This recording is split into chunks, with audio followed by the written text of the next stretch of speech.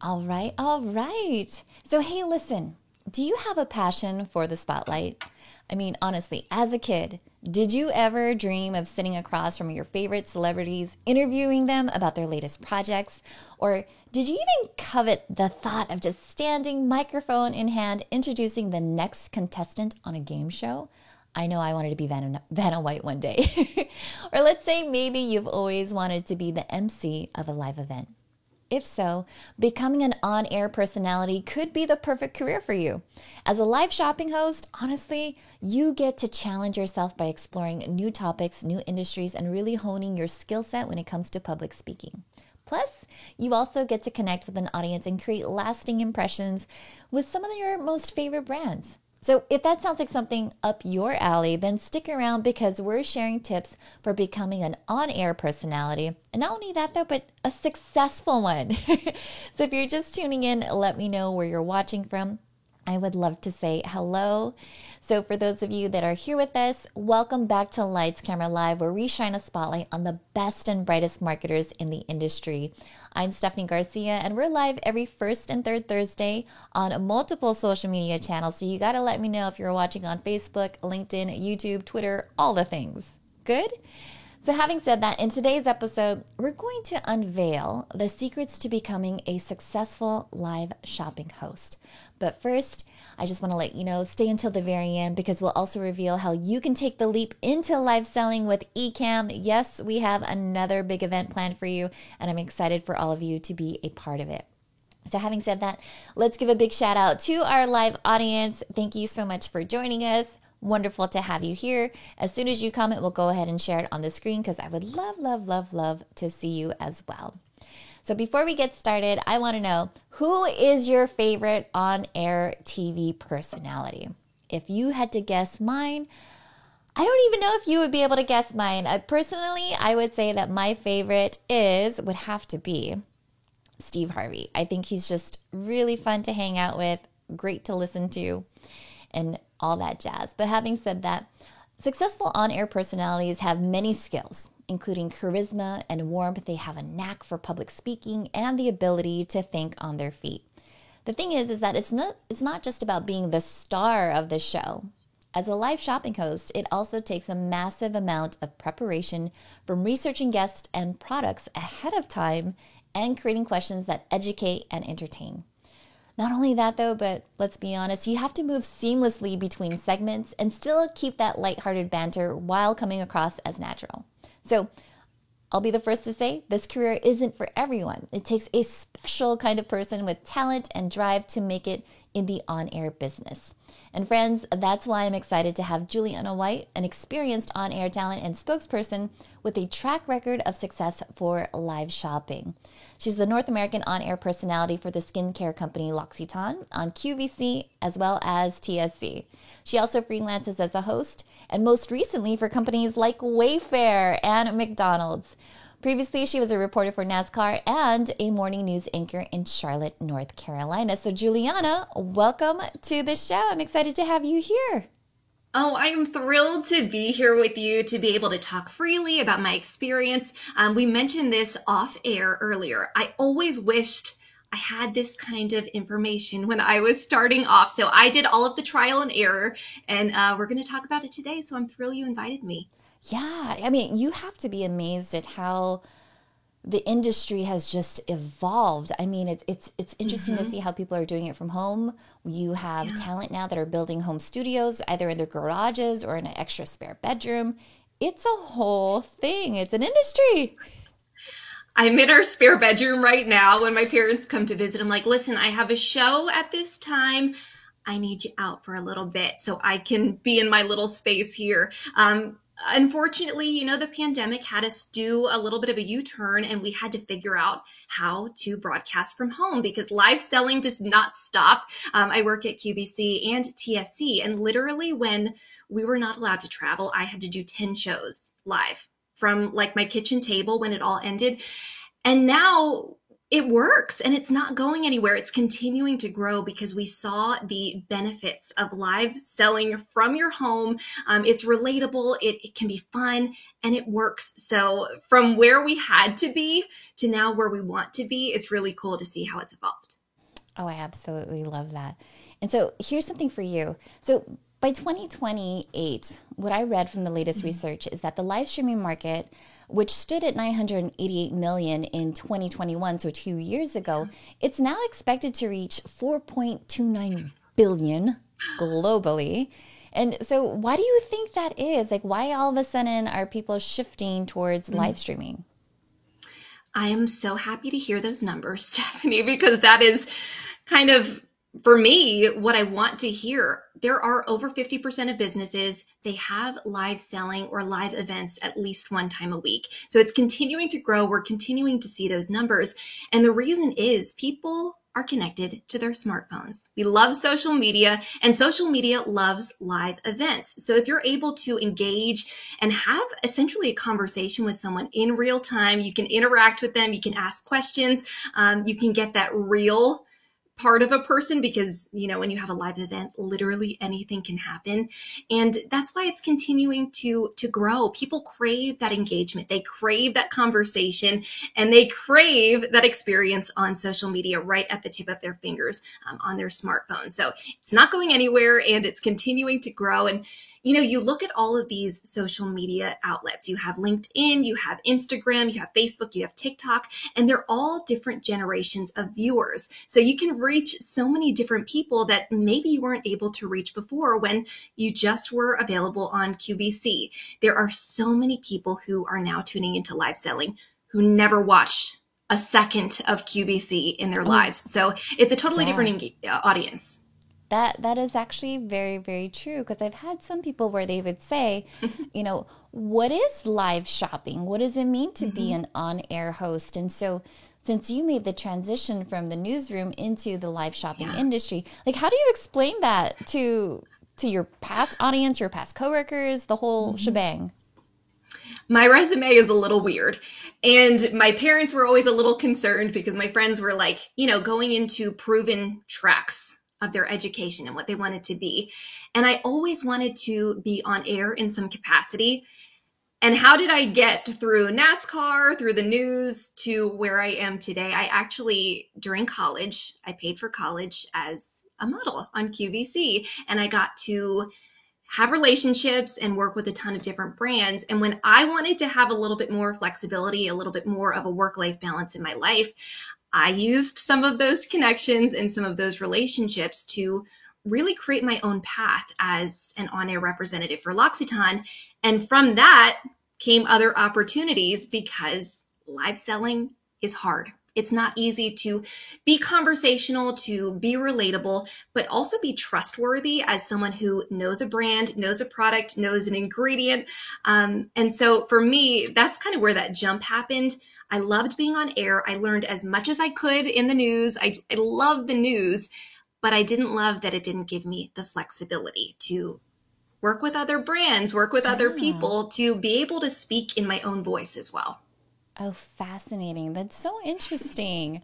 I mean, it's one of those things where I still try to tell people, again, live shopping has evolved in the sense that you could go live on social media channels, but there are live shopping platforms that are designed to help you go live and sell and have these integrations. And honestly, that's how you and I first met over at livescale.tv, met up with Chan, worked with the L'Occitane team.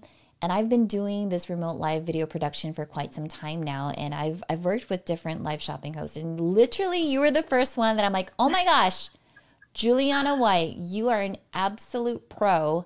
And it's so exciting to just work with a professional who knows what it takes to, make a live shopping event successful.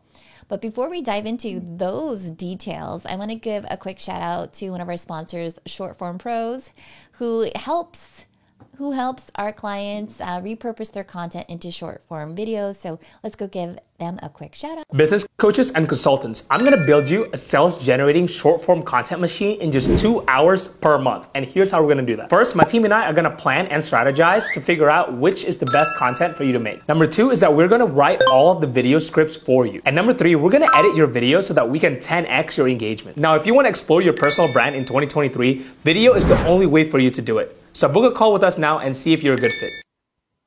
Oh my gosh, that's so much fun. Juliana, I don't know if you've ever had someone write your scripts for you.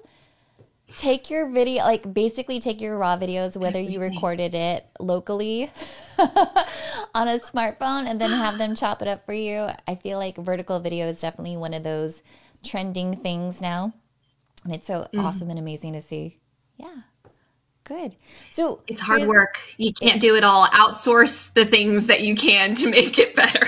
That's an awesome company. Yeah, I always tell people, do what you do best and outsource the rest, Good. So Juliana, quick question for you. In your opinion, actually, how many live shopping events have you hosted now? Oh my goodness, a lot.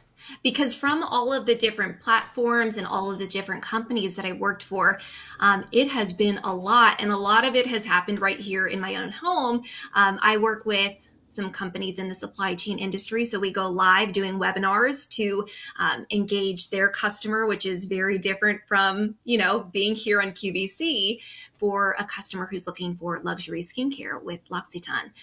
Or Wayfair, if you're looking to build a bedroom, we go live at Wayfair as well. And it's happened time and time and time again.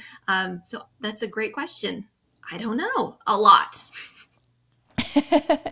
I feel like when it comes to what makes or breaks a live shopping show, for sure it has to be your run of show, right? Like, how do you keep an audience engaged, beginning, middle, and end? It's also, obviously having a live shopping host like you who is just so confident on camera, especially if it's a luxury item, because some people, I've worked with a couple of influencers, and when they would say the price, you could feel that they were unsure about it. Mm-hmm. When you accept a position when it comes to live shopping, do you is it a requirement for you to vouch for it, or are you just like, oh, okay, here's a gig, I'm going to take it on? Like, what's your criteria for accepting positions, really? I've definitely worked with brands that I have had to look at reviews from people who have used those items. I'll use an example at Wayfair. I had to sell a couple grills. I don't know how to grill. I don't know how to barbecue. That's what my husband does in my house. But preparation is the backbone of any live selling segment. And I was able to say, well, my husband said this and the food tasted really good. So my perspective made a little bit more sense. I wasn't the expert, but I was able to look at someone who does use it and show the benefits that it is to me. For any live selling event, you need to have a benefit for the customer. You're going to lose them within the first 6 seconds of them tuning in if it doesn't relate to them at all. So you have to be relatable. You can't just fake something and expect them to believe you, because they're trusting you with their time. And if it's something that you don't use, you have to find a different angle to make it look relatable and have that conversational tone with it. So yeah, even though I don't use grills, apparently the sales when we did a live selling event for them were amazing because I kept it real. I tell it like it is, but you have to be prepared to do that. Yeah. Oh gosh. Preparation is absolutely essential. So to that point, how much time do you actually need to prepare when you're doing a live shopping event? Does it matter by the product, how long you've worked with the brand, how well versed you are? Like, what's your criteria in order for you to prepare? Because let's be honest, it's more than just, okay, lights, camera, live. Yeah. What happens on the back end that you have to do? A lot of work goes into it. And this is, maybe just my personal preference, but I would say at least a week before a live event. If it's a product or a brand that I'm just starting to work with or get familiar with, I love to do the basic outline of research. I write everything down. I have this big notebook that has the divider of the brands that I work with, and I will write down reviews. I'll write down details of key ingredients or, parts to a machine maybe that I'm going to be talking about. So that way I can read it. I can kind of memorize it. I don't like to memorize it because I don't want to, not say exactly what I had memorized and trip myself up. I like to have that conversational tone. But then you can dive in a little bit more with L'Occitane, for example. I love having those romantic stories behind. I love reading quotes from our founder. I love reading about, the landscape where some of these ingredients come from. So for my research, I dive into specifics. I dive into brand stories.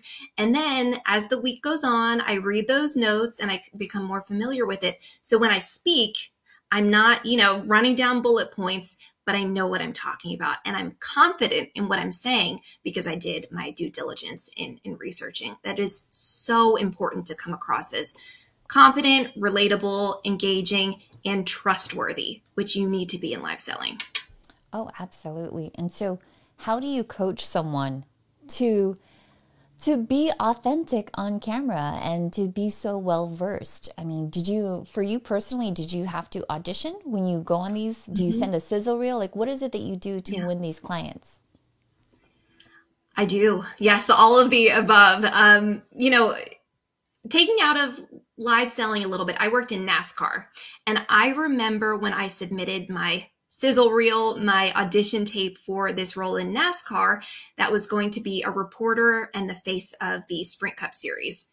I knew nothing about NASCAR. And so I was putting myself out there and trying to come off as an expert. And so when they brought me in for, the in-person auditions and asked me all of these questions and everything, they were like, "Oh, so how long have you been a fan for? Because you know all of these things about Dale Earnhardt Jr. and Richard Petty and all of these people." And for me, it was all in that preparation and it was all in that relatability. I am myself. You like it, you don't.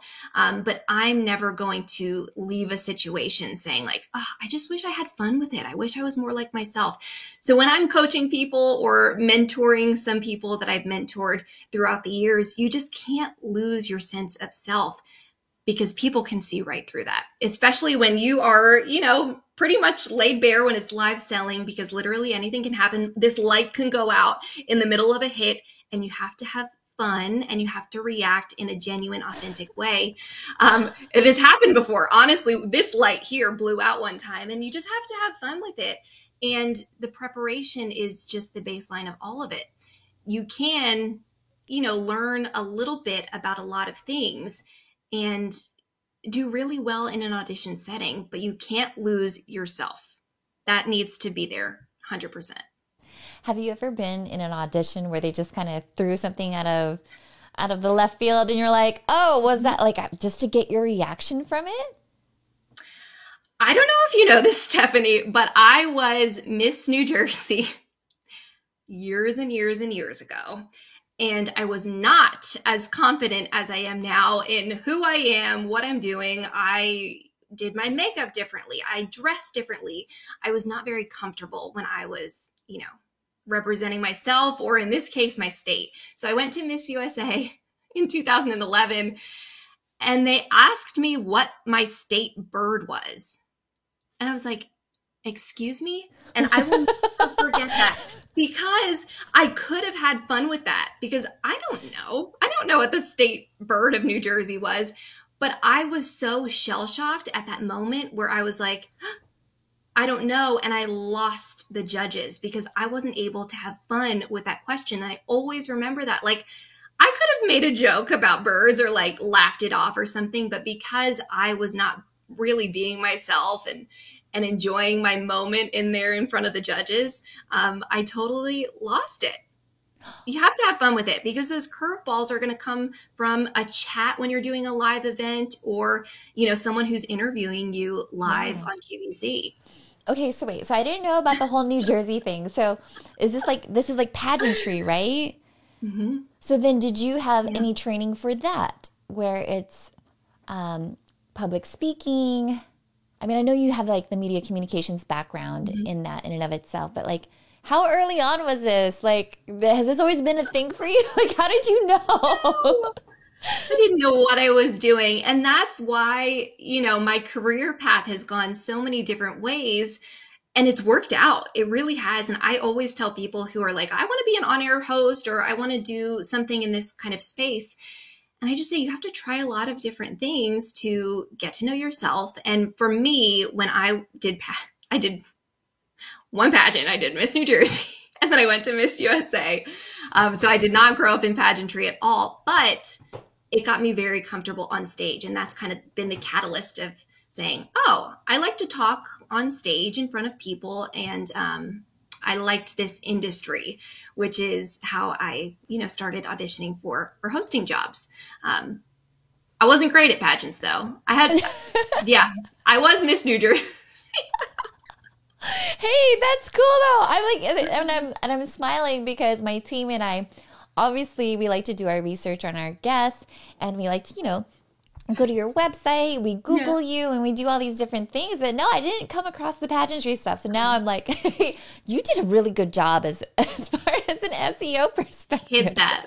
No, it was before. I remember it was when we first started using Facebook. Really, when you needed the edu email to start a Facebook, that was when so it was a long, long time ago. Juliana, you are my so digital sweet. footprint was not as big then.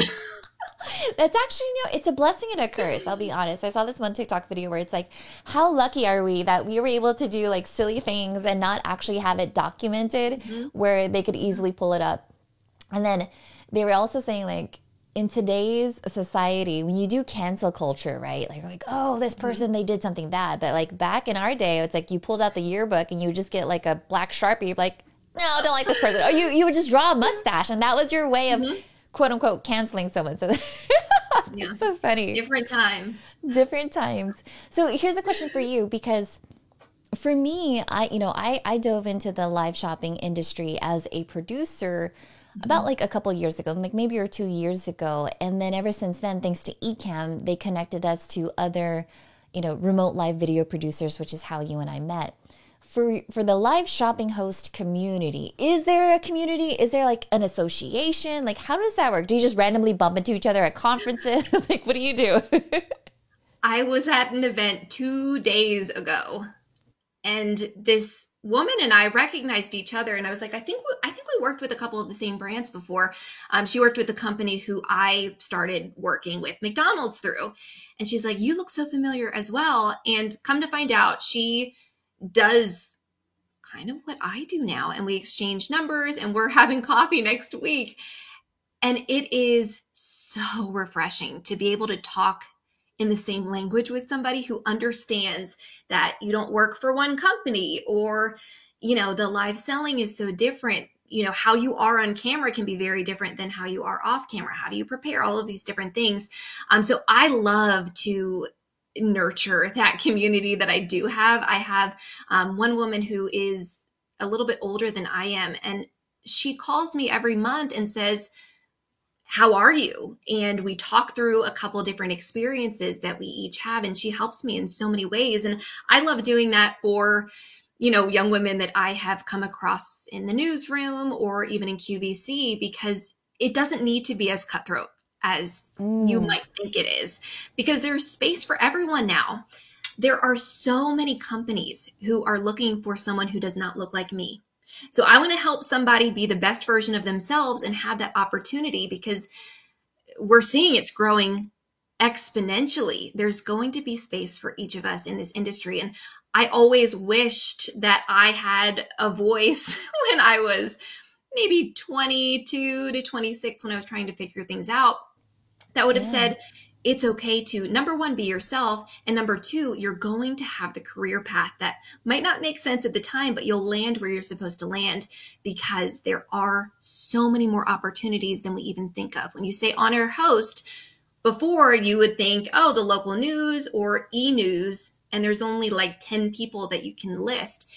Now there are thousands of people who are on-air hosts, and they're making a living doing just that. And it's fascinating because if you were to go to LinkedIn right now, shout out to those watching on LinkedIn. But if you clicked on the tab for jobs and you typed in on-air host, you'll see that there are so many retail luxury brands looking for on-air hosts that can help promote what these businesses, these brands have to offer. And it's really interesting to see.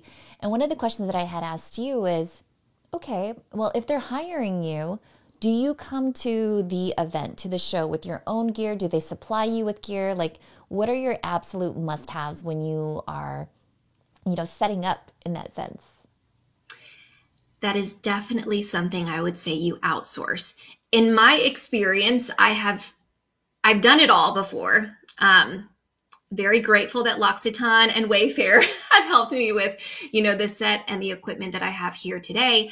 But there are some times that I have said yes to jobs that I have to do too much and I can't focus on what I really am hired to do, which is to be a host, to be a voice for a company. So if I'm worried about a camera angle, I'm not able to be as confident as I am in that live event because I'm worried about something that the people don't see. Yeah. People see your face. And that is what you should mostly be responsible. Now, is it helpful to have knowledge of how a camera works, how the lighting works, the angles that work best, and setting up a space? Yes, those are all very, very helpful things. But if you're able to outsource those, I say, please do it. So then you can focus on being the best host that you can possibly be. At Wayfair, I do it all in my own home. I have remote producers, Stephanie, like you do when we work together. And it's so helpful for them to say, okay, do this, that, the other thing. We'll test out all of, the sound and things that I don't really understand. And then I just do my job. I can focus because that's the most important part at the end of the day is your voice. You are the face in that moment that's going to bring viewers in or drive them away because your focus is elsewhere. That is very true. And so tell me this, like when you're doing your live shopping events, do you do it from memory? Do you have a piece of paper? Do you have cue cards? Do you have a teleprompter? How do you stay so well organized? Because I've seen plenty of run of shows and I'm like, this is 8 pages. like, Juliana, what is your secret?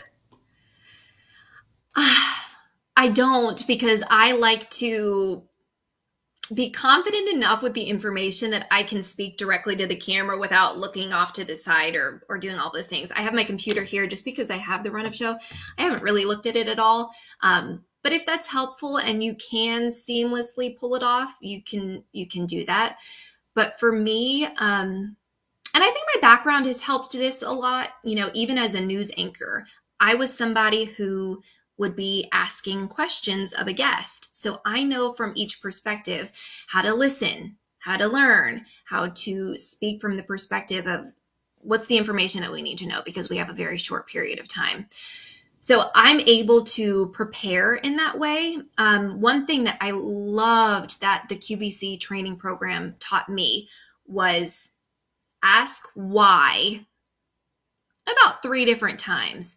Why does somebody need this ingredient? Why does my age group need this ingredient? Why, have somebody, maybe your husband, I have him do that sometimes. Or I'm like, ask me some questions so I can be prepared enough to speak to the people who are going to be watching this live stream. Because I might not be able to really relate to somebody, but I want to be able to answer their questions. So for me, it can be a little overwhelming to look at tons of different notes, but it all just goes back to, I've said it so many times, to that preparation. So that way I can speak freely and I know that I can at least kind of form an answer to any question. I love that you do the whole why. First of all, I didn't know that QVC actually had training, which is very cool. I'm like, I would love to know what's in this training. Like, what do they put in there? But second of all, I love that you ask the questions why, because as any other entrepreneur, you have to anticipate what kind of questions your prospective client is going to ask you, how you overcome those objections. And so knowing the ingredients, why it's perfect for this particular audience is so helpful to know. And when you say preparation, it's like you have to go beyond what's in the run of show. You have to figure out what are those personal touch points, because it's not always going to be in that Google Doc or in the script. You as the live selling host have to go the extra mile. And that's probably why you're so successful, is because you do that. You know instinctively, these are the questions that I have to ask. Why would somebody care about it? What's in it for them? So kudos to you. Problem solving. What is this going to do to make a customer's life better? Everything else is storytelling, it's engagement. But when someone's watching, we're all selfish, aren't we? When we're watching something, we want to say, well, what is in this for me? Why do I need this in my life? And, the run of show is so important to stay on time, to stay in the framework of what was planned.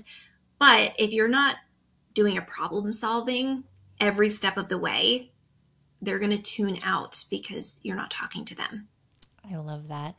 And shout out to Doc Rock, who just joined into the show. And he's saying, one of the cool things I do now is I ask questions from a different perspective with Chat GPT, and it helps gain different views. And yeah, again, I love that. There's, different people will use products in different ways. And so it's nice to get their perspective. I know for me, like even just preparing for today, I usually have like a hair light. It's this, it's a NAN light that I would put behind me, but my boyfriend is borrowing it. And so I had to find another light, but I was just like, yeah, just the difference of having, a light behind me is different. And so again, it's just understanding the product from different people's perspectives, how to be creative too. So you're so great at that. I love your personal stories too that you add into it. Sometimes I see the run of show for my clients and I'll say like, insert personal story. And they're like, oh, one day I just saw this brand and I decided to pick it up. And I was like, no, that's not a story. That's a statement.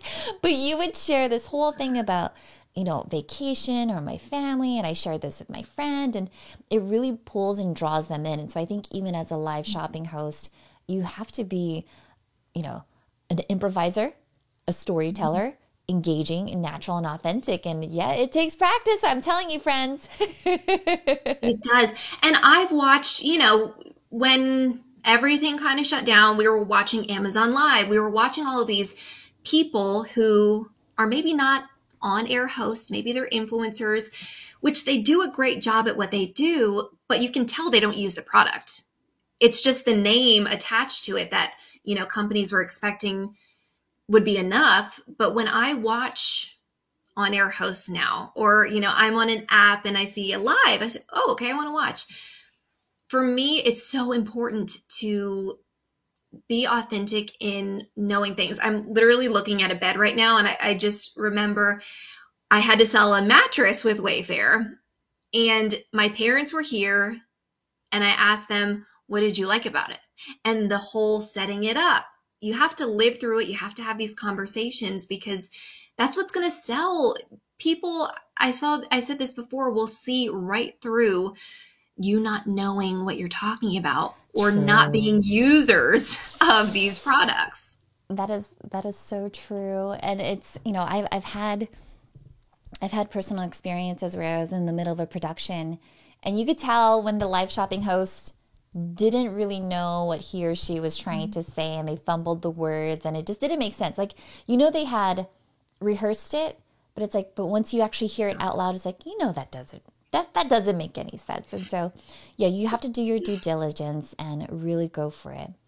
But having said that, Juliana, oh my God, like 30 minutes flew by. This was amazing. I want to keep talking. I know. It's so wonderful. That's like the one thing that I love about you is that you're so calming and you're so knowledgeable and so well versed. I remember when I was watching you for the L'Occitane, just your vocabulary of how you described the product. I was like, that was so buttery. I was like taking notes in the background. Like her vocabulary is like on a whole nother level, because you would hear people say like, I'm so excited. This, and you're like, how many times have you said excited? But you No, and I appreciate that. It's hard sometimes when you're not doing demos constantly because, compared to a physical store, what is the one thing that's lacking is the viewer can't smell, feel, or, well, I don't work with any food brands yet, so maybe not taste, but Yes. they can't do those things. You have to describe them and you have to show them so they have that physical experience that they're lacking. Interesting. Well, good, good, good. Well, Juliana, like I said, I feel like we could talk forever. Honestly, we'll have to do this again. Well, I think we could probably do another episode if it allows on your time, and just talk about like how to get started, how to build your network, Yeah. how to build, let's say, even your resume, your reels, your sizzle reel, I guess you could say. But before I let you go, what is the best way for people that are interested, that want to get to know you more? Where do they find you? How can they even like work with you? My website has all of my social media accounts linked, so you can go to julianawhite.com. I'm Juliana R. White on Instagram, so if you want to send me a message there, I love helping. I love seeing and pursuing opportunities. So if that is something that you want to do, I am very accessible. You are the best. Well, Juliana, thank you so much for being a part of the show. You're absolutely wonderful, and talking to you, I actually get to talk to you more than just the tech rehearsal. I know. And I find your presence to be so calming as well, Stephanie. So I'm like, oh, I get to hang out with Stephanie and talk to somebody who understands from a totally different perspective than my own. And you can always, always keep learning. We should be. So I appreciate you. Well, thank you everyone for tuning in. Again, if you want to get connected with Juliana, I'll go ahead and update the show notes. That way you can find all of that information in there. But again, if you're interested in becoming an on-air host, definitely follow her on social media, reach out to her, book a call with her, get on the fast track because she knows all the ins and outs. And with that said, thank you so much for tuning in to Lights Camera Live. Thanks everyone. Appreciate it. Bye.